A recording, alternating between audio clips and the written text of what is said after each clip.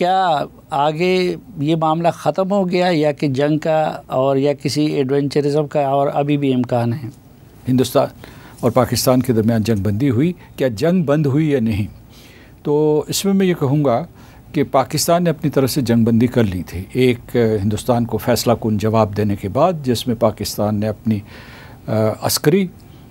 سیاسی، اسٹریٹجک اور نیریٹیوز کی بالادستی قائم کرنے کے بعد ان نے جنگ بندی پہ اتفاق رائے کیا،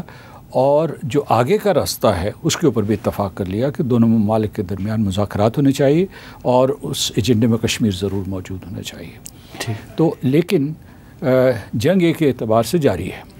کیونکہ میں سمجھتا ہوں کہ ہم ابھی بھی حالت جنگ میں۔ دو وجوہات ہیں، ایک جو ہے ہندوستان نے سنتاس معاہدے کو غیر قانونی طور پر معطل کیا ہوا ہے، اگرچہ ہمارا مراسلہ ان کو جا چکا ہے، انہوں نے ابھی کوئی جواب نہیں دیا، اور جو ورلڈ بینک عالمی بینک کے صدر ہیں اجے بنگا نے بھی یہ کہا ہے کہ اس طریقے سے ہندوستان یک طرفہ طور پر، کیونکہ وہ بھی ایک قسم کا ضامن ہے، اس نے بھی دستخط کیے ہوئے ہیں ورلڈ بینک نے اس معاہدے پہ، تو انہوں نے کہا کہ وہ اسے یک طرفہ طور پر معطل نہیں کر سکتے۔ وہ بھی جنگ ہے، شدید جارحیت ہے پاکستان کے خلاف۔ اگر تھوڑا بھی اجے بنگر کا تعلق غالباً ہندوستان ہی سے، ہاں وہ ہندوستان کے لیکن ورلڈ بینک کے صدر ہے جی، سکھ دھرم سے ان کا تعلق ہے، اور ان کے والد صاحب جو ہیں لیفٹیننٹ جنرل تھے ہندوستانی فوج میں، اور بعد میں وہ امریکہ میں کامیاب ہوئے، اور ان کا بھی کہنا یہ ہے کہ بھارت زیادتی کر رہا ہے۔ جی انہوں نے یہ کہا ہے، لیکن اگر تھوڑا بھی شک شبہ تھا کہ بھئی یہ جنگ بندی پائیدار ہوگی یا نہیں ہوگی،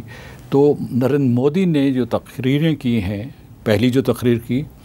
اور دوسرے پھر جو وہ اپنی افواج سے جا کے ملے ہیں، تو انہوں نے جو تقاریر کی ہیں اس میں انہوں نے کہا کہ جنگ جاری رہے گی، اب بلکہ انہوں نے کہا کہ پاکستان کی فوجی تنصیبات کے اوپر حملے کریں گے، اسی طریقے سے پاکستان کے شہروں میں جائیں گے۔ انہوں نے جسے کہا کہ نیوکلیئر بلیک میل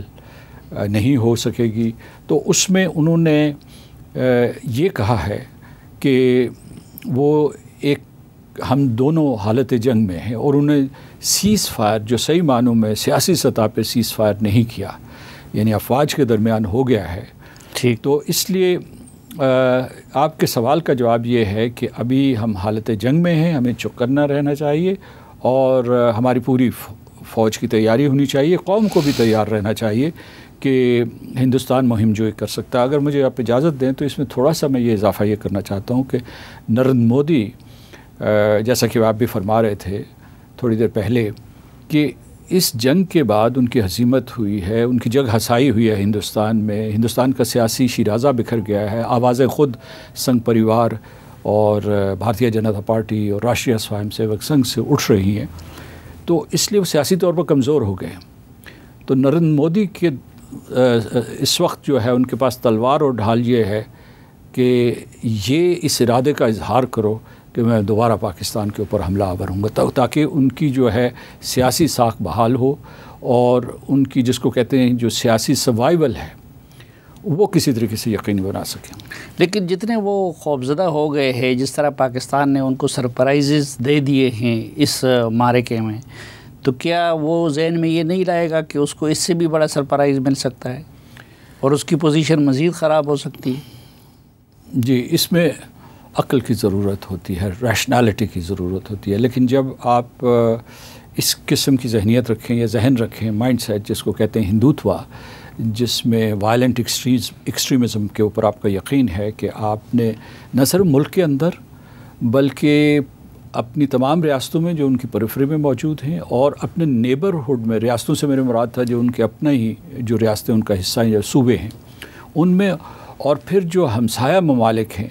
یعنی جو 7 اور 8 ممالک ہیں، ان کے خلاف دہشت گردی کرنی ہے، ان کے خلاف جارحیت کرنی ہے۔ تو کہنے کا مطلب یہ ہے کہ یہ جس کا ذہن ہو وہ امن کی بات سوچ نہیں سکتے۔ دوسرا یہ ہے کہ وہ سمجھتے ہیں کہ بھارتیہ جنتا پارٹی اور اس سے بھی بڑھ کے جو ہے راشٹریہ سوائم سیوک سنگھ یہ اکھنڈ بھارت کو بحال کریں گے، افغانستان سے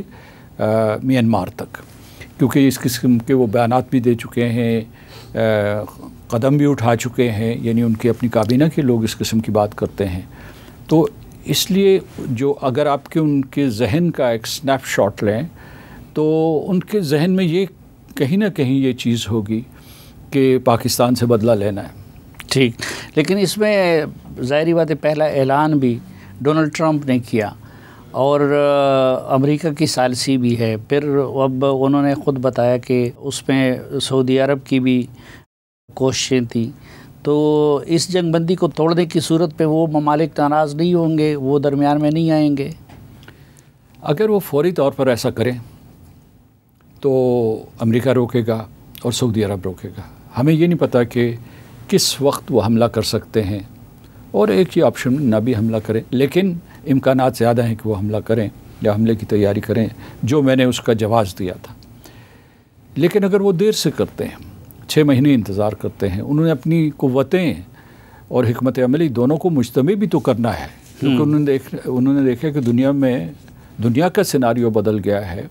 اب تو ہماری اس جنگ کی وجہ سے چین اور مغرب ایک دوسرے کے آمنے سامنے آ گئے، ان کی ٹیکنالوجیز، ان کی حکمت عملی، اسٹریٹجی جو ہے. تو اس میں اس پورے کے پورے دھچکے کو جذب کرنے میں انہیں وقت لگے گا. ٹھیک ہے جی. تو جو آپ نے یہ اشارہ کیا، یہ آپ نے ان کی دکھتی رگ پہ ہاتھ رکھ دیا کہ وہ چونکہ پاکستان کی مزید سزا سے بچنا چاہتے تھے تو انہوں نے جنگ بندی کے اوپر اتفاق کیا، جلدی کیا، منت سماجت کر کے کی، اور پھر اس کا اقرار بھی نہیں کیا کیونکہ یہ ان کا وتیرہ ہے. لیکن جب صدر ٹرمپ نے واشنگٹن سے